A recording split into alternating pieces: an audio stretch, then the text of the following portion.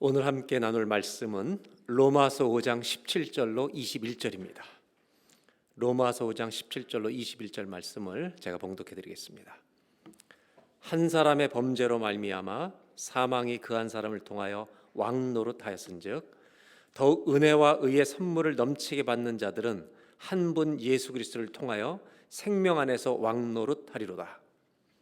그런즉 한 범죄로 많은 사람이 정죄에 이른 것 같이 한 의로운 행위로 말미암아 많은 사람이 의롭다 하심을 받아 생명에 이르렀느니라. 한 사람이 순종하지 아니함으로 많은 사람이 죄인 된 것 같이 한 사람이 순종하심으로 많은 사람이 의인이 되리라. 율법이 들어온 것은 범죄를 더하게 하려 함이라. 그러나 죄가 더한 것에 은혜가 더욱 넘쳤나니 21절 말씀을 다 같이 함께 봉독합니다. 이는 죄가 사망 안에서 왕노릇한 것 같이 은혜도 또한 의로 말미암아 왕노릇하여 우리 주 예수 그리스도로 말미암아 영생에 이르게 하려 함이라. 아멘. 올해가 시작되던 1월 달부터 그리스도의 복음이라는 시리즈로 말씀을 5번 나눴었습니다. 칭의에 대해서 한 주를 나누고 칭의, justification. 그 다음에 sanctification, 성화에 대해서 4주를 나눠서 5주를 했고요. 그 다음에 성화에 대한 중요한 얘기가 남아있고 영화가 남아있었는데 그 성화에 대한 중요한 실제적인 실천에 대한 이야기를 나눠야 되는데 코로나가 터졌습니다.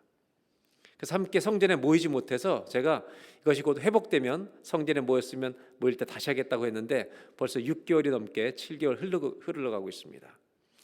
마냥 미룰 수가 없어서 다시 그것을 가지고 이번에 복음 시리즈를 마무리하려고 합니다.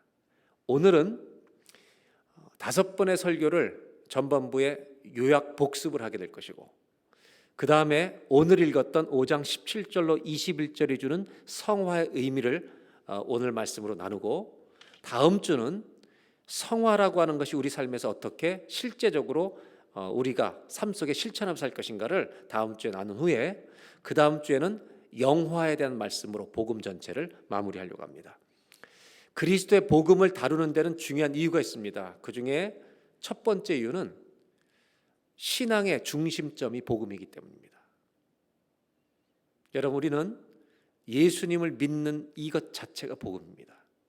그래서 복음을 가볍게 여기시면 큰일 납니다. 복음의 무게를 가지고 신앙생활 하셔야 합니다. 왜? 이 복음은 구원만 주시는 게 아니라 우리의 삶의 모든 문제를 이 복음이 해결하는 능력이 되기 때문입니다. 여러분, 복음의 무게를 가지고 살아가는 저와 여러분 되시길 바라요. 이 복음이라고 하는 것의 소중함을 알고 있어야 합니다. 그럼 복음을 모르면 신앙생활을요 그냥 윤리적인 생활인 줄로만 합니다. 제가 지금까지 신학을 공부해 오면서 제 마음속에 정의를 내린 설교의 정의 중에 제일 중요한 것, 제 가슴판에 있는 것은 뭐냐면 설교는 그리스도를 드러내는 것이다. 설교는 그리스도를 드러내는 것이죠. 설교자가 드러나거나 다른 것을 화려하게 드러내는 게 아니라 설교를 했을 때 예수님이 드러나야 합니다. 하나님이 드러나야 되죠. 우리의 모든 신앙생활도 우리 안에 주님이 드러날 수 있기를 바랍니다. 그것이 신앙생활이죠. 만약에 그 복음의 소중함을 모르는 목회자들이 배출된다면 다른 이야기 하다가 목회를 마칠 수가 있습니다. 모든 신앙의 중심은 복음입니다. 또 한 가지 이유가 있습니다. 복음을 나눈 이유는 신앙생활을 많이 오랫동안 10년 이상 한 분들이 의외로 신앙의 권태기를 많이 가지고 있다는 것입니다. 신앙생활이 미지근한 사람이 너무 많다는 겁니다. 이것이 그리스도인의 고민 중에 하나입니다. 만일 구원이라고 하는 이 복음을 만나서 구원받는 이 사건이 믿을 때에만 기쁘고 영화로운 몸으로 천국에 들어갈 때만 기쁘고 매일 사는 성화라고 하는 이 삶은 그냥 고통스럽고 힘든 것이라면 여러분 권태기가 맞습니다. 그러나 예수님이 우리에게 주신 복음은 믿을 때도 기쁘고 천국에 들어갈 때도 기쁘고 여러분 우리가 살아가는 성화의 현장에서도 매일 현재 진행형으로 기쁨이어야 합니다. 왜? 복음이 능력이기 때문에. 그래서 저는 이 복음을 그 이유 때문에 나누는 것입니다. 첫 번째로 이 복음에 대해서 첫 주에 나눴던 것은 칭의입니다. 이것을 여러분 도표를 보고 좀 설명을 드리겠습니다. 모든 그리스도인들은 칭의와 성화와 영화의 과정을 다 지나갑니다. 이것을 지나가지 않는 성도는 없습니다. 칭의는 내가 예수님을 믿는 순간에 거듭나는 사건입니다. 의롭담을 받는, 예수님의 보혈로 우리를 의롭다고 해주시는 사건입니다. 거듭남이 시작되면 천국 가는, 영화롭게 우리가 부활의 몸으로 변형되는 그날까지 우리는 성화의 삶을 살게 됩니다. 먼저 생각해 볼 건 뭐냐면, 여러분, 구원이라고 하는 것, 우리가 예수님을 믿을 때 주시는 이 구원은 칭의만 주시는 것입니까? 구원을 받는 순간에 천국에 들어가는 영화까지 이 모든 것을 주시는 겁니까? 여러분, 내가 구원을 받을 때 칭의만 주시는 겁니까? 영화까지 전부를 주시는 겁니까?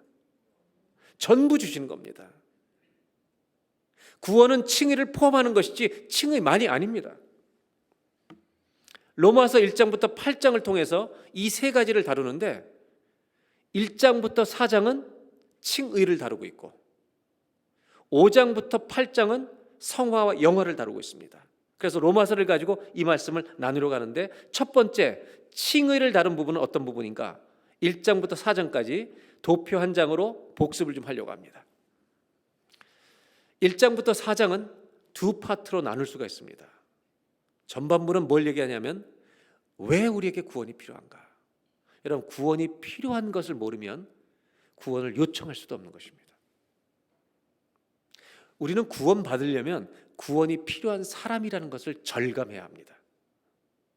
여기에는 어떤 분을 얘기하느냐? 하나님은 공의의 하나님이라는 걸 얘기합니다.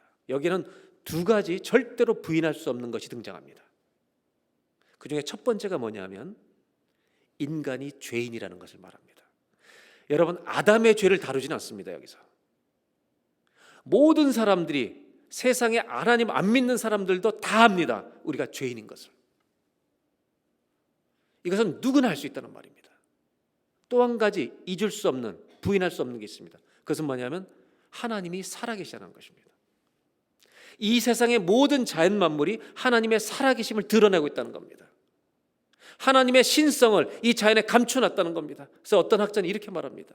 만약 세상을 보지 않고도 하나님을 믿을 수 있다면 세상은 창조할 필요도 없었다는 것입니다. 이 세상의 모든 피조물이 하나님을 드러내고 있습니다. 그러나 죄를 진 많은 사람들은 하나님이 안 계신 것이 편안하기 때문에 하나님이 없다고 하는 사람들이 수없이 역사 속에는 등장하는 게 사실입니다. 복음의 전반부는 뭐냐? 인간은 죄인입니다. 하나님은 살아계십니다. 그런데 이 하나님은 공의의 하나님, 완전하셔서 죄를 반드시 심판하신다는 겁니다. 그래서 1장부터 3장 20절까지 해주는 얘기는 우리가 하나님의 심판 아래 있음을 깨닫게 하는 것입니다.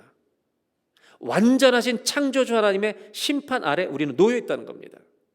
그렇다면 복음의 후반부 3장 21절부터 4장 25절까지 칭의의 후반부는 뭐냐? 우리에게 구원이 과연 가능한가 하는 것입니다. 답은 가능하다는 겁니다. 우리의 행위가 아니라 하나님이 사랑이시기 때문에, 은혜를 베풀어 주셨기 때문에 가능하다는 것입니다. 이것을 로마서 3장 22절에는 이렇게 말하고 있습니다. 곧 예수 그리스도를 믿음으로 말미암아 모든 믿는 자에게 미치는 하나님의 의인이 차별이 없느니라. 아멘. 다른 것이 아니라 우리의 노력으로는 절대 불가능한데 죄인된 우리들이 그리스도를 믿음으로 말미암아 우리를 위해서 모든 죄와 정죄와 심판을, 저주를 다 당하신 예수님의 그 십자가 사건으로 말미암아 그 예수님을 믿는 믿음으로 모든 믿는 사람들에게 미치는, 다 주시는 하나님의 의인이 차별이 없느니라. 그래서 구원은 가능하다는 것입니다. 누구 때문에요? 예수님 때문에. 그래서 23절은 이렇게 말합니다. 모든 사람이 죄를 범하였으며 하나님의 영광에 이를 수가 없다는 겁니다. 24절, 그리스도 예수 안에 있는 속량으로 말미암아 그분이 죄값을 지불해 주셨기 때문에 하나님의 은혜로 값없이 의롭다 하심을 얻은 자 되었느니, 죄가 사함받은 것뿐만 아니라 그분의 의로움이 우리를 덮어주셨다는 것입니다. 예수 외에는 없습니다. 그리고 28절입니다. 다 같이 한번 함께 읽겠습니다. 그러므로 사람이 의롭다 하심을 얻는 것은 율법의 행위에 있지 않고 믿음으로 되는 줄 우리가 알죠. 여러분, 우리에게 구원이 필요합니다. 그리고 구원이 가능합니다. 가능한 이유는 누구 때문이에요? 예수님 때문에. 하나님이 예수님을 통해 은혜를 베풀어 주셨기 때문에 그 은혜를 받는 수단이 뭐예요? 통로는 믿음이라는 겁니다. 예수님을 믿는 자에게 이 구원이 일어난다는 것입니다. 그렇다면 도표를 다시 보겠습니다. 칭의, 성화, 영화입니다. 우리가 이 칭이라고 하는 예수님 믿는 순간에 우리 기쁨을 얻습니다. 그런데 성화의 과정에서 믿음이 식어지고 많은 사람들이 갈등을 합니다. 잘 성장하는 사람도 있고 스트러글하고 갈등하고 괴로워하는 사람도 있습니다. 이것을 지나가는 것입니다. 그런데 문제가 일어나는 영역은 과거가 아니라 현재입니다. 신앙생활을 하면서 우리는 우리를 이렇게 감격적으로 사랑해 주신 이 사랑의 이야기를 지루하고 따분한 것처럼 생각하게 된다는 것입니다. 도대체 왜 이렇게 되는가? 이 성화의 과정에서 왜 사람들이 다 지쳐 떨어지는가? 그것은 성화를 우리가 이룰 수 없다고 하는 생각, 해도 안 된다, 너무 큰 부담처럼 성화를 여기고 있다는 겁니다. 우리의 마음 안에서는 하나님의 말씀대로 살아야 된다는 고백이 있습니다. 근데 삶의 현실에서 10년이 지나도 바뀌지 않는 문제들, 이것 때문에 나는 안 되는가? 지쳐가는 것입니다. 마치 시지프스의 신화에 나오는 것처럼 여러분, 형벌을 받은 주인공처럼 시지프스가 계속 돌을 가지고 언덕까지 올렸다가 산 꼭대기 갔다가 또 굴러내리면 또 다시 밀어 올리는 형벌처럼 성화를 생각하는 건 아닌가? 그렇게까지는 생각하지 않겠지만 이런 부담감이 계속 우리를 괴롭히고 있다는 것입니다. 여러분, 형벌처럼 진행되는 성화라면 기뻐하시면 안 됩니다. 근데 성화는요, 구원 안에 있는 것입니다. 아멘? 성화가 구원 안에 있는 것입니다. 제가 쉽게 비유를 설명해 드려볼게요. 황운남 권사님 오늘 기도해 주셔서 감사합니다. 결혼한 지 몇 년 차세요? 아주 위험하시네. 네. 20년? 28년. 결혼할 때 아내를 만나서 결혼할 때 기쁘셨죠? 네. 결혼할 때 누구나 기쁩니다. 지금도 기쁘십니까? 저렇게 지금도 기쁘다고 얘기하는 정신없는 사람들도 많이 있습니다. 근데 정말 이것이 정상이죠, 어쩌면서. 근데 많은 분들에게 지금도 기쁘냐고 물어보면 침묵하는 사람도 꽤 될 겁니다. 왜 그러냐면 우리 부부라고 하는 존재들은 다 불완전한 사람들이기 때문입니다. 변수가 많다는 것입니다. 같이 살아보면 오늘과 내일이 다르다는 것입니다. 아침과 저녁이 다를 수 있다는 겁니다. 불완전한 인간이 살고 있기 때문입니다. 그런데요, 주님은 동일하십니다. 변화무쌍한 분하고 사는 것이 성화가 아니라 나는 변하지만, 나는 왔다 갔다 하지만 그분은 완전하신 분입니다. 언제나 흔들림이 없으신 분입니다.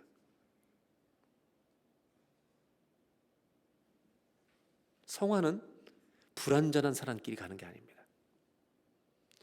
완전하신 주님과 함께 걸어가는 것입니다. 내가 힘들 때도 그분은 알아주시고, 내가 잘못했을 때도 달려가면 용서해 주시고. 성화는 지루한 것이 아닙니다. 사도 바울은 로마서 5장 1절에 이것을 이렇게 설명합니다. 보겠습니다.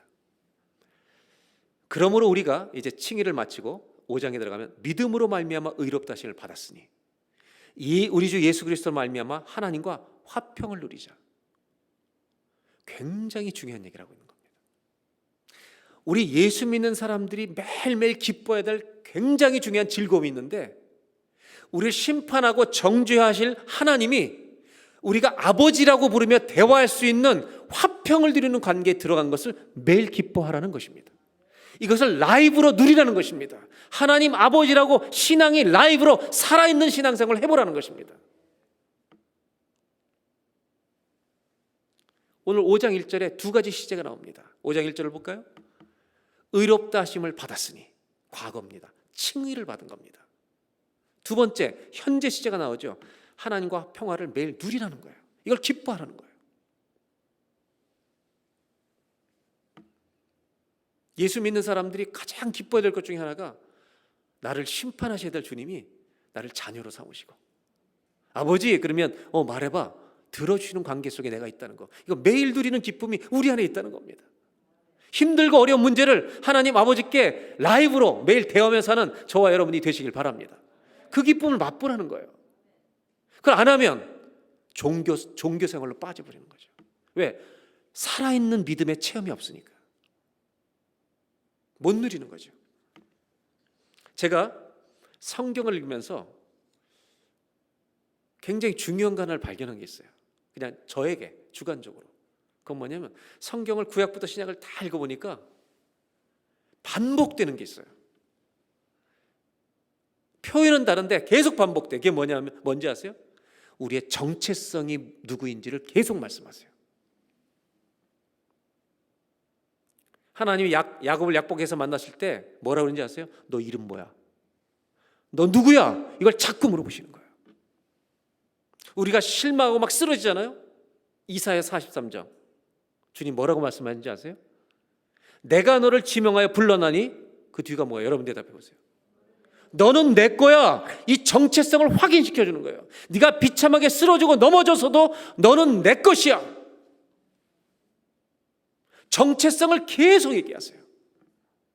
요한복음에 보면 영접하는 자, 하나님의 자녀가 되는 권세, 정체성을 얘기했어요.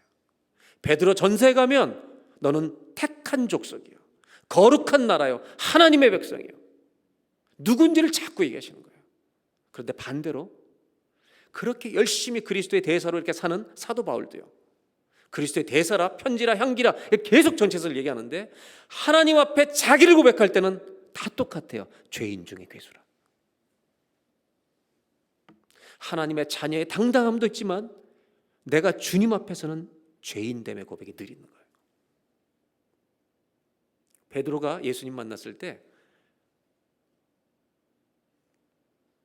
어마어마한 물고기를 잡죠. 배가 잠길 정도로. 그 기적을 체험하고 베드로가 했던 말이 뭔지 아세요? 주여 저를 떠나십시오. 나는 죄인입니다.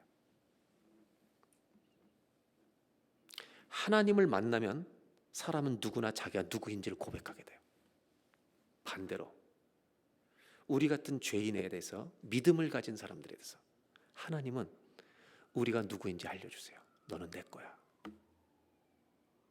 아무리 뒹굴고 쓰러져도 너는 내 거야. 이렇게 주시는 거죠. 이게 복음이에요. 그래서 로마서 5장 2절에는 화평을 누리자고 말씀해놓고 2절에 이렇게 말하죠.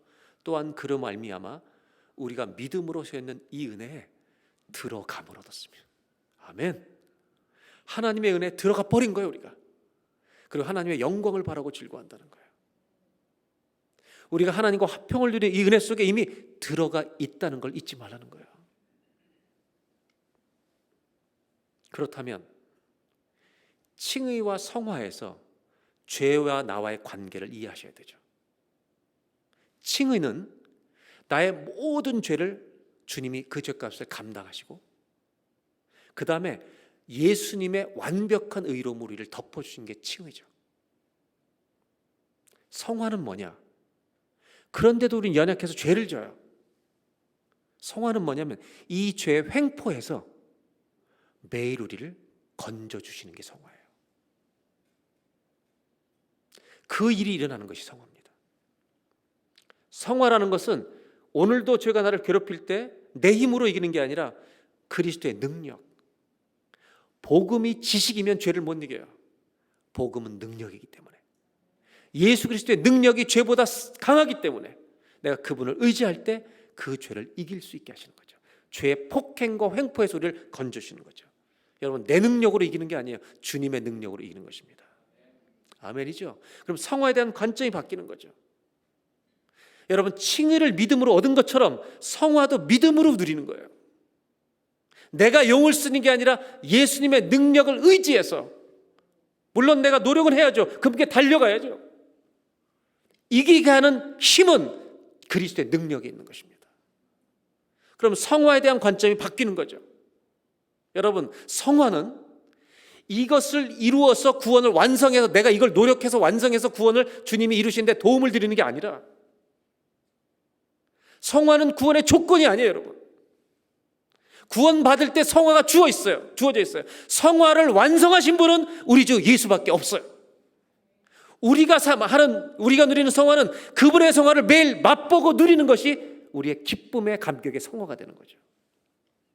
성화를 부담으로 갖지 마시고, 구원의 조건으로 생각하지 말고, 구원 안에 성화가 들어있어요. 완벽한 성화를 이루신 분은 누구밖에 없다? 예수님밖에 없는 줄로 믿습니다. 그렇다면 우리는 매일 살면서 그분의 능력을 의지해서 그 성화를 맛보고 체험하는 삶을 사는 게 성화라고 하는 것이고, 이것이 성화의 기쁨인 거죠. 성화의 부담에서 벗어나시고 오히려 성화를 기쁘고 감격스럽게 매일 맛보고 사는 저와 여러분이 되시길 바랍니다. 성화를 완성하신 분은 이 땅에 아무도 없어요. 예수 그리스도밖에 없어요. 주님을 닮아간다는 것은 내 노력으로만 이루어지는 게 아니라 그분의 능력을 의지해서 닮아가는 것이죠.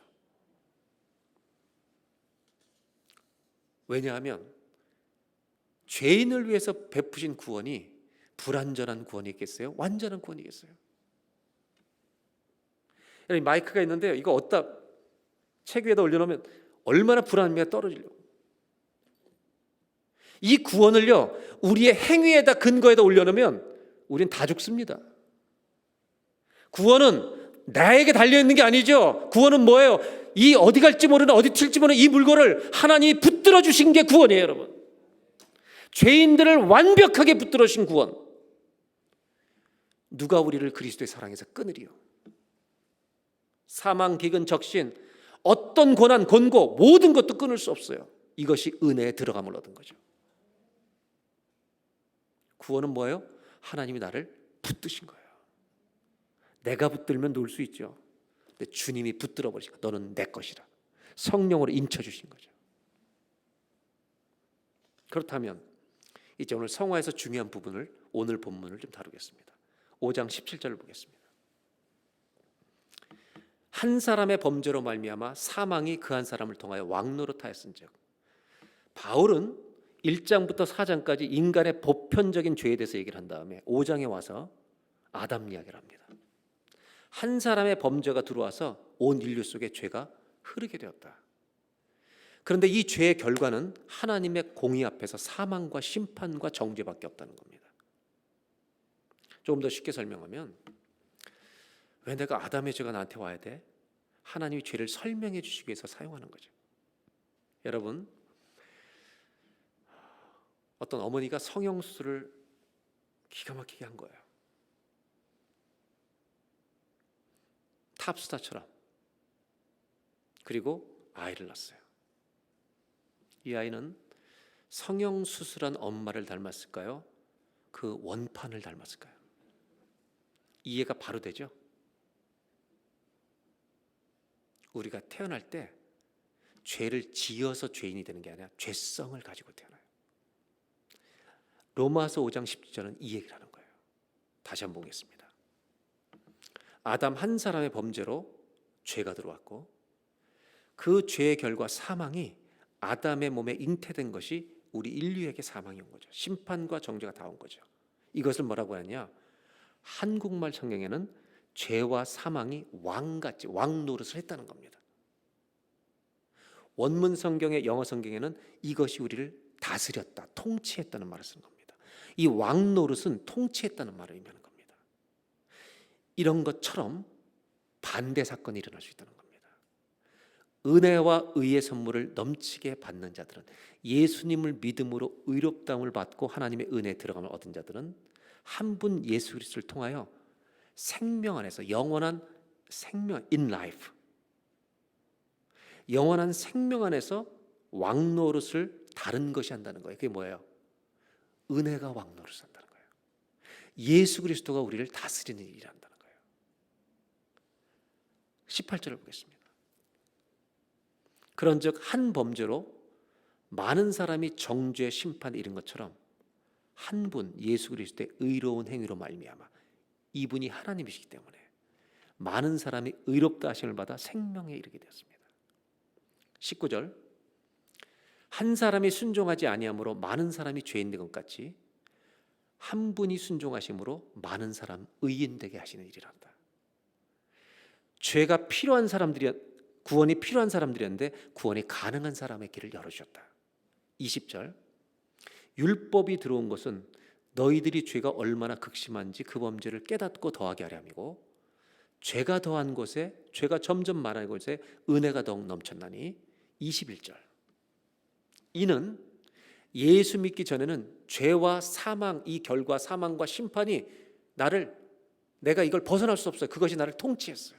왕노릇한 것처럼 내가 주님을 믿게 되면 은혜에 들어감을 얻으면 은혜가 우리의 왕이 돼서 죄 때문에 죄의 정죄를 당하는 죄의 지배 속에 들어가는 사망의 그 형벌 속으로 들어가는 과거의 심판에 들어가는 죄가 왕처럼 행하는 그 자리에서 벗어나서 우리 주 예수 그리스도로 말미암아 영생에 이르게 하려 함이라. 예수 믿으면 뭐가 바뀌는 거예요? 죄와 사망이 왕 노릇해서 내가 지배할, 그 지배에서 벗어날 수가 없었는데 예수님 믿으면 그 죄와 사망을 다 담당하셨기 때문에 은혜가 나를 통치한다는 말입니다. 5장 21절은 이 얘기입니다. 오늘 성화는 여기서 왕 노릇하는 의미로 우리에게 가르쳐주고 있습니다. 그렇다면 생각해 보세요. 여러분, 이 말씀이 이해가 되시죠? 내가 예수 믿기 전에는 죄인이에요. 이 죄에 대해서 하나님의 심판이라는 이 심판의 열매와 결과를 우리는 벗어날 수 없어요. 이 말을 죄가 지배하고 사망이 지배하는 가운데 있었다는 거예요. 그런데 예수를 믿는 순간 어떤 일이 일어나냐? 로마서 8장 1절에 그러므로 그리스도 예수 안에 있는 자에게는 결코 정죄함이 없나니 이는 그리스도 예수 안에 있는 생명의 성령의 법이, 이게 성령의 권능이, 능력이 죄와 사망의 법에서 우리를 해방시켰습니다. 아멘. 우리가 죄와 사망의 지배 아래 있었는데 예수를 믿는 순간 거기서 해방되어 하나님의 영생의 지배 안에 들어간다는, 은혜의 지배 아래 들어간다는 거예요. 그런데 문제가 생겨요. 어떤 문제가 생기냐? 이런 은혜 아래 있는데 우리가 죄를 지었을 때 사망과 정죄와 심판이 다스리지 못해요. 이제는 주님의 피가 덮고 있기 때문에. 그런데 어떤 문제가 생기냐? 죄를 지었을 때 죄가 주인인 것처럼 왕인 것처럼 내 안에서 역사한다는 것입니다. 사단이 우리를 그렇게 만들어버린다는 겁니다. 봐, 너는 쓸모없지. 너 구원 잃어버린 거야 이제. 우리를 죄가 주인인 것처럼 생각하게 한다는 겁니다. 내 감정이 그렇게 되고 사단이 공격하는 거예요. 이것을 정죄라고 말하는 겁니다. 근데 바울이 얘기하는 핵심 이야기는 뭐냐? 정말 그러냐 이거예요. 내가 죄를 졌을 때, 하나님의 자가 죄를 졌을 때 은혜 아래 했던 사람 율법 아래로 돌아가는 거냐 이거예요. 아니다라는 거예요. 해방되었다. 그렇다면 죄 때문에 자꾸 내가 다시 죄가 주인처럼, 왕처럼, 왕이 아니에요 이제는. 근데 왕처럼 행세하려고 할 때 우리가 해야 될 일은 뭐냐? 그 죄를 가지고 십자가 앞에 나와서 고백해야만 여러분 은혜의 왕 노릇을 다시 체험하는 거죠. 내가 하나님의 왕이시지, 그 고백을 할 수 있는 거죠. 당당하게. 그러면 사탄은 어떻게 하겠어요? 이 죄를 고백하지 않고 그 죄를 계속 짓게 하죠. 죄의 종 노릇하게 만드는 거죠. 그러나 잊지 마십시오. 죄로 넘어졌어요? 우리는 죄가 주인이 아닙니다. 누가 주인인지 아세요? 예수님이 주인이십니다. 하나님이 왕이십니다. 그 은혜가 통치합니다. 우리의 구원은 빼앗기지 않습니다. 그렇다면 우리의 감정과 생각이 믿음으로 돌아가야죠. 여러분이 진리를 믿는 거잖아요. 나 감정을 믿는 게 아니라. 그렇다면 진리의 말씀으로, 복음으로 돌아가야죠. 복음으로 돌아가서 은혜 아래 있습니다 고백하려면 이 죄를 가지고 주 앞에, 십자가 앞에 고백해야죠. 자유케 될 거 아니에요. 감정에 묶이지 말고 진리의 말씀을 따라가는 거죠. 근데 죄를 숨기고 있으면 죄가 왕 노릇을, 행세를 해버리는 거예요. 그러므로 은혜가 왕 노릇하는, 은혜가 통치하는 삶을 누리는 길은 두 가지밖에 없어요. 하나는 경건하게 사시면 돼요. 주님과 늘 라이브 대화를 가지고 사시면 돼요. 두 번째는 실수로 죄를 져서 넘어졌어요. 그럼 어떻게 하면 돼요? 달려가서 자백하시면 돼요. 성화는 죄를 자백하는 거예요.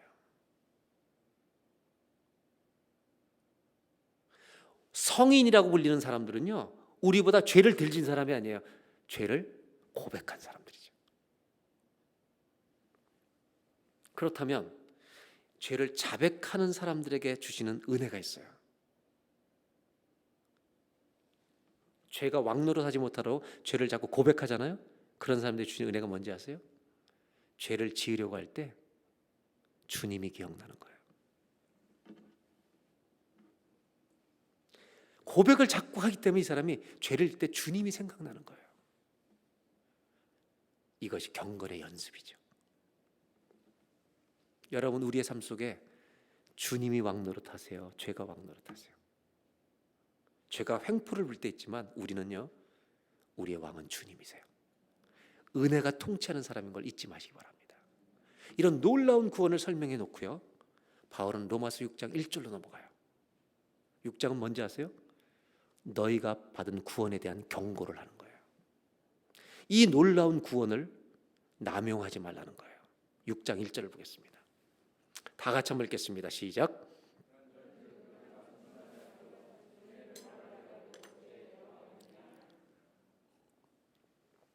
바울은 5장에서 이렇게 말하죠. 우리가 넘어지고 죄를 지어서 쓰러졌을 때도 죄가 주인 아니다. 보혈로 덮은 하나님의 자녀들은 은혜가 여전히 왕이다. 통치한다. 아멘이죠. 그리고 나서 6장에 경고하죠. 그렇다면 맘 놓고 죄를 져도 됐겠다라는 생각은 꿈도 꾸지 마라. 그거는 구원을 남용하고 오해하고 어뷰즈하는 것이다. 이 놀라운 구원의 감격 때문에 내가 막 살아도 되겠다, 율법이 필요 없다, 율법 폐기론자, 여기서 극단적으로 가면 여러분 구원파 같은 이단이 나오는 거예요. 내가 의롭다함을 받은 게 아니라 의인이 되어버렸다고 말하는 거죠. 그럼 그건 복음에서 왜곡되는 큰일이라는 거죠. 우리를 구원하신 목적은요, 죄를 맘 놓고 지라고 하는 게 아니라 하나님의 사람으로 쓰임받는 자로 변화되라고 구원해 주신 줄로 믿습니다. 이걸 잊으시면 안 되죠. 6장 1절은 우리에게 매우 중요한 얘기를 하고 있습니다. 6장 1절을 다시 한번 볼까요? 다시 한번 함께 큰 목소리 읽겠습니다. 시작. 그런즉 우리가 무슨 말을 하리요?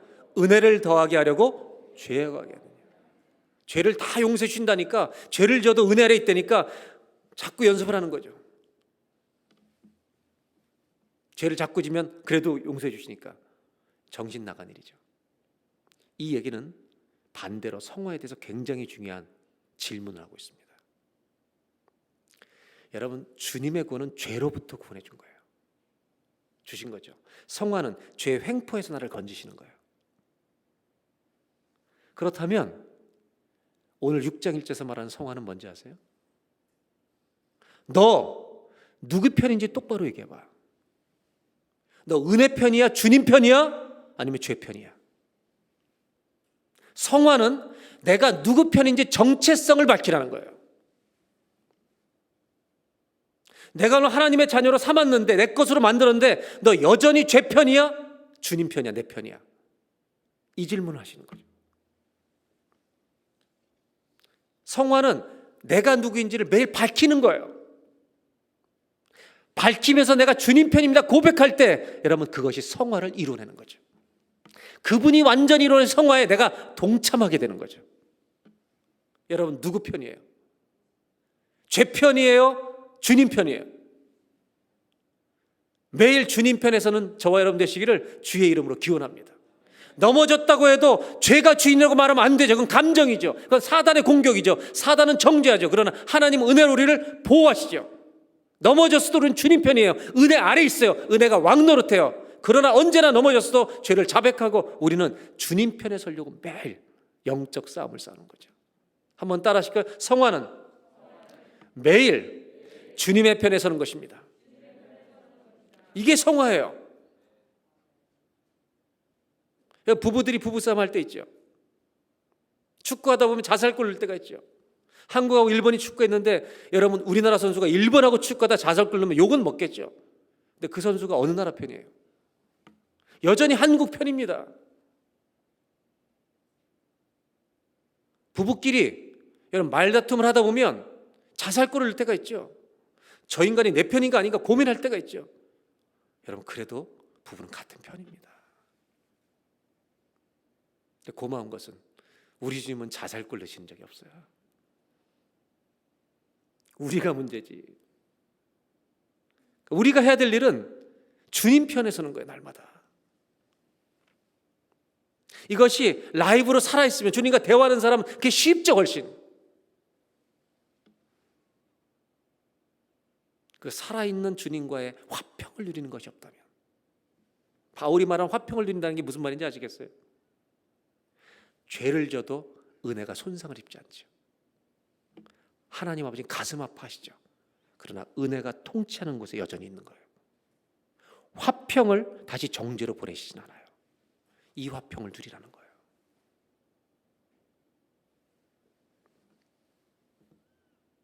성화는 주님 편에 매일 서는 것입니다. 이 은혜가 저와 여러분에게 있기를 바랍니다. 6절입니다. 우리가 알거니와 우리의 옛사람이 예수와 함께 십자가에 못 박힌 것은 죄의 몸이 죽어서 다시는 우리가 죄에게 종노릇하지 아니하려니. 이 죄에게 자꾸 주지 말라는 거예요. 7절. 이미 죽은 자가 죄에서 벗어나 의롭다 하심을 얻었습니다. 우리는 의롭다 하심을 얻은 사람이니까 정체성을 잊지 마라. 8절. 만일 우리가 그리스도와 함께 죽었으면 또한 그와 함께 살 줄을 믿노니. 아멘. 살 줄을 믿노니. 그 다음에 9절이 중요하죠. 다 같이 한번 읽겠습니다. 이는 그리스도께서 죽은 자 가운데서 살아나셨음에 다시 죽지 아니하시고 사망이 다시 그를 주장하지 못할 줄을 알미로라. 예수님이 죽으셨다가요 부활하셨어요. 이 부활이 의미하는 바가 뭐냐? 사망이 그를 더 이상 지배하지 못하는 부활의 능력의 주가 되셨다는 걸 알려주신 거죠. 그분을 믿는다면 더 이상 죄와 사망이 우리의 주인이 아니라 우리의 주인은 이제 은혜다. 예수 그리스도다. 이것을 믿고 사는 겁니다. 11절. 이와 같이 너희도 너희 자신을 죄에 대해서는 죽은 자요 그리스도 예수 안에서 하나님에 대해서는 산 자로 여기라는 거죠. 내가 누군지를 잊지 말라. 너 하나님 편이라는 거 잊지 마. 여러분 옆 사람하고 한번 인사하실까? 하나님 편입니다. 우리 한번 인사하세요. 하나님 편이에요. 아멘이죠? 우리 다 하나님 편이에요. 아멘. 하나님 편이에요. 12절. 그러면서 중요한 얘기를 하죠. 그러므로 너희는 죄가 너희 몸을 지배하지 못하게. 이 몸뚱아리가 죄에 자꾸 던지지 않도록 몸의 욕심에 순종하지 말고. 보세요. 몸의 사욕이라는 거, 인간의 디자이어라는 거는 것은, 이 욕망은 힘이 있는 거예요. 이 sinful desire, 내가 죄를 짓고 싶은 욕망은 이게 능력이고 파워기 때문에 나를 넘어뜨리는 거예요. 그런데 우리 안에 이런 디자이어만 있는 게 아니에요. 교회를 안 다니고 하나님 안 믿는 사람에게도요 에티컬한 디자이어가 있어요. 도덕적인 디자이어도 있어요. 거듭난 사람에게는 뭐가 더 있는지 아세요? Holy ambition, 홀리한, 가들리한 디자이어가 생기는 거예요. 이쪽으로 쓰라는 거예요. 왜? 복음이 지식이 아니기 때문에, 능력이기 때문에. 13절을 보세요. 중요한 얘기가 나옵니다. 다 같이 읽겠습니다. 또한 너희 지체를 불의의 무기로 죄에게 내주지 말고 오직 너희 자신을 죽은 자 가운데서 다시 살아난 같이 하나님께 드리며 너의 지체를 의의 무기로 하나님께 드리라. 우리 몸을 그동안 죄에게 얼마나 많이 내줬냐 그동안. 이제 하나님 것 됐으니까 하나님의 의의 병기로 한번 드려봐. 성화가 이거예요. 내가 주님 편에 서는 게 성화고, 성화는 내 몸을 주님의 도구로 자꾸 드리는 거예요. 부부싸움을 할 때 하고 싶은 말 막 쏟아내지 말고 의의 병기가 되는 거죠. 내 혀가. 아내가 잘못했을 때 남편이 그 잘못을 다 책망하고 공격하지 말고, 여보 남편이 부족해, 내가 부족했어 라고 하는 이 주님의 병기로 혀가 쓰임받는 거죠.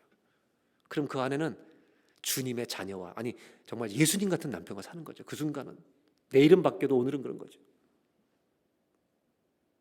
14절. 죄가 너희를 주장하지 못하리니. 죄가 너희 주인이 못돼. 이제는 아니야.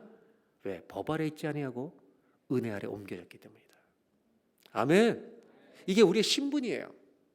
그럼 이 신분을 가졌다면 한번 거기에 맞게끔 살아보자는 거예요.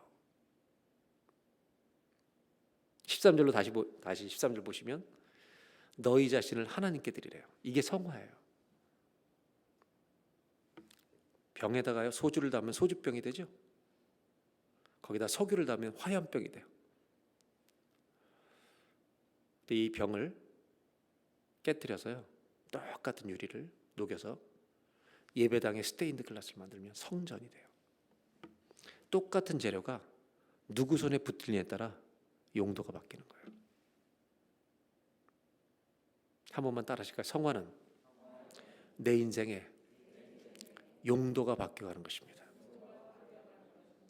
용도가 바뀌는 게 성화예요. 아멘입니까? 요즘 바뀌어가고 있습니까? 내 머리가 바뀌어갑니까? 내 언어가 바뀌어갑니까? 내 마음이 바뀌어갑니까? 구원의 비밀이 여기 있습니다. 사도 바울은 이것을 선한 싸움이다. 내 용도가 바뀌어가는 거 힘들잖아. 이거 부쉈다가 다시 지으니까. 영적 전쟁이라고 말하죠. 이걸 다른 말로 뭐라고 표현하냐면 내가 매일 죽는 것이죠. 그런데 바울은 이렇게 고면하는 거예요. 내가 죽는 이유는 그리스도가 내 안에 드러나시고 사시기 위해서다. 바울이 하고 싶은 얘기는 이거죠. 제발 억울하고 슬프게 죽지 말고 기쁘게 죽자. 여러분 기쁘게 매일 죽는 저와 여러분 되시기를 바랍니다. 날마다 죽노라. 아멘입니까? 한번 따라해보세요. 기쁘게 죽자. 여러분 기쁘게 돌아가시길 바라요. 매일.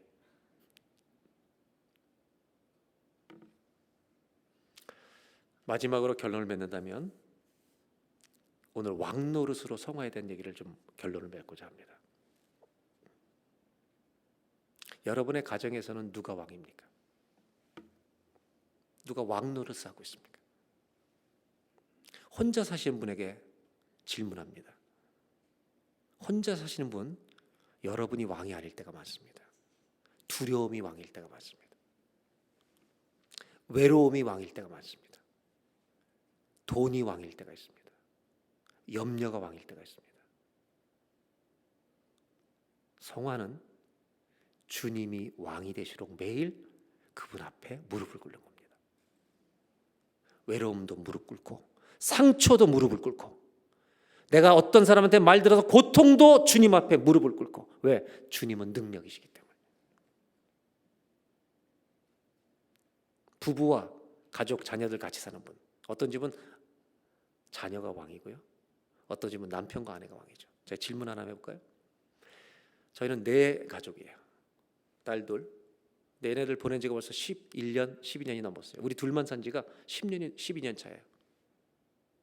여러분이 추측을 해보세요. 제 아내와 제가 둘이 살 때 누가 왕노릇 했을 것 같아요? 지금까지.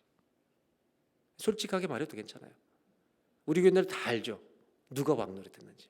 여러분이 추측하고 있는 게 맞아요. 틀리지 않아요. 제가 제 아내가 왕노릇 했습니다. 그럼 누가 믿을 거예요? 여러분 솔직히 얘기해 보세요. 그냥 크게 얘기해도 돼요. 누가 왕노릇 했을까요? 제 아내요, 저예요? 고맙습니다. 제가 왕노릇 한 것 같아요. 그래요. 근데 여러분 세월이 바뀌니까 바뀌어요, 안 바뀌어요? 세월이 지나니까 요즘은 제가요 힘도 없어. 이제 아내는 목소리가 자꾸 커지고. 누가 왕 같아요? 요즘은 제가 집에 가면 헷갈려. 언젠가부터 제가 아내의 말을 듣고 있어요. 바뀌어요. 아무리 호령치는 남편도요 아파서 병원에 누우면 아기가 돼요. 우리 주님은 변함이 없어요. 그분은 만왕의 왕이세요. 우리가 소리 지른다고 그분은 겁먹지도 않으세요. 가끔 그런 인간들이 있어요. 하나님 뭐 하시는 겁니까 지금 이게?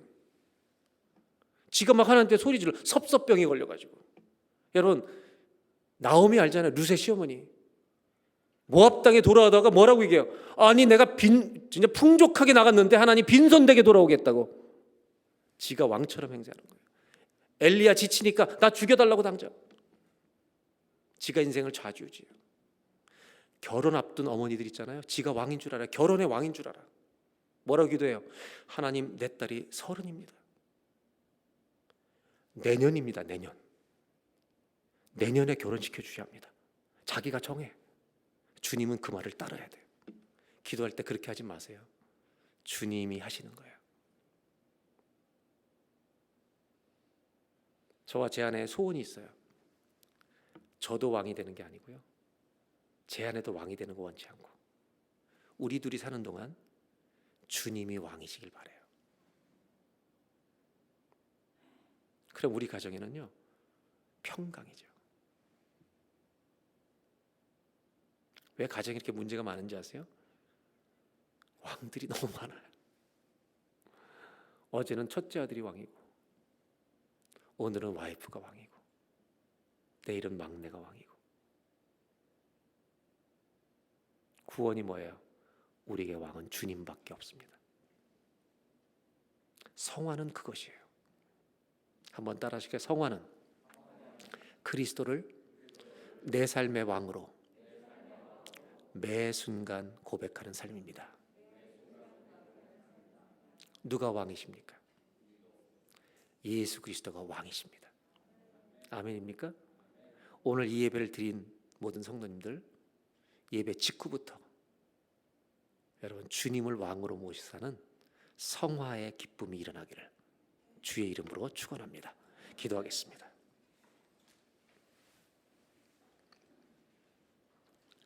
이 시간 다 같이 기도할 때 주님이 질문하시는 것에 대답하시길 바랍니다. 너는 누구 편이냐? 너 하나님 편이냐? 죄 편이냐? 똑바로 말해봐라.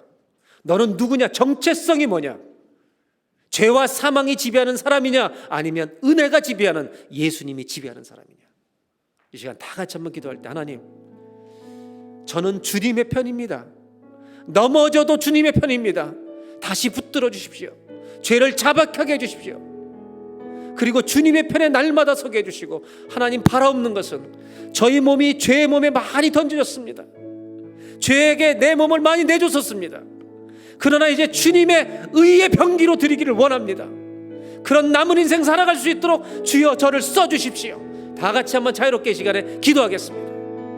하나님, 우리는 누구의 편입니까? 죄의 편입니까? 하나님의 편입니까? 죄와 사망의 이 권세에서 우리를 건져주셨는데, 율법에서 은혜 아래로 옮겨주셨는데, 죄와 사망이 왕노릇하지 못하는 하나님과 화평을 누리는 은혜의 자리로 옮겨주셨는데, 도대체 나는 누구 편인 것입니까? 매일의 삶 속에서 고백하고 선포하게 해주십시오. 하나님, 우리는 주의 편입니다. 하나님의 편입니다. 그리고 죄를 짓고 넘어졌을 때 하나님, 사단이 공격하고 정죄하고 죄와 사망이 주인인 것처럼 우리를 속이려고 할 때도 그 죄를 자백하고 십자가 앞에 달려가 자백하고, 나는 은혜 아래 있습니다, 은혜 아래 있습니다 선포하는 우리가 되게 하여 주시옵소서. 하나님, 우리 몸뚱아리가 얼마나 죄에 내동댕이 친 채 살았습니까? 하나님의 의의 병기로 드리는 용도가 바뀌는 그런 성화가 우리 삶에 일어나게 해주시기를 원합니다. 우리의 머리, 생각, 우리의 손과 발, 우리의 마음, 우리의 눈, 우리의 언어, 우리의 혀, 우리의 말, 주님의 용도로 쓰임받기를 원합니다. 아직도 멀었습니다. 주님, 매일 고쳐주십시오. 매일매일 고쳐주십시오. 매일매일 우리가 주님 앞에 달려가 고쳐달라고 기도하는 은혜가 있게 하여 주십시오. 하나님, 우리는 주님의 편입니다. 죄를 짓고 넘어질 때가 있을 때에도 즉시 자백하게 해주시고 다시 일어나 주님 편에 있음을 선포하는 믿음의 사람이 되게 하여 주옵소서. 그래서 율법 아래 있지 아니하고 죄와 사망이 왕노릇하는 자리에 있지 아니하고 은혜가 통치하고 왕노릇하고 예수님이 나의 왕이시고 은혜 아래 있음을 매일 누리는 하나님과 화평이 얼마나 기쁜 것인지를 누리고 사는 살아있는 신앙, 믿음의 라이브 신앙이 있을 수 있도록, 그래서 성화의 기쁨을 맛보아 알 수 있도록 주여 우리를 고쳐주시옵소서, 빚어주시옵소서, 용도를 바꿔주시옵소서. 예수님의 이름으로 기도합니다.